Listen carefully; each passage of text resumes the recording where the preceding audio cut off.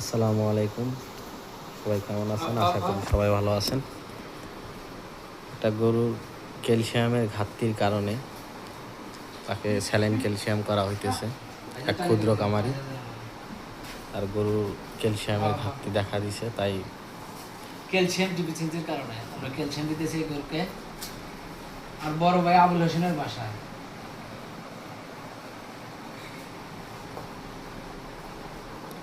আর কি করবো তাই না?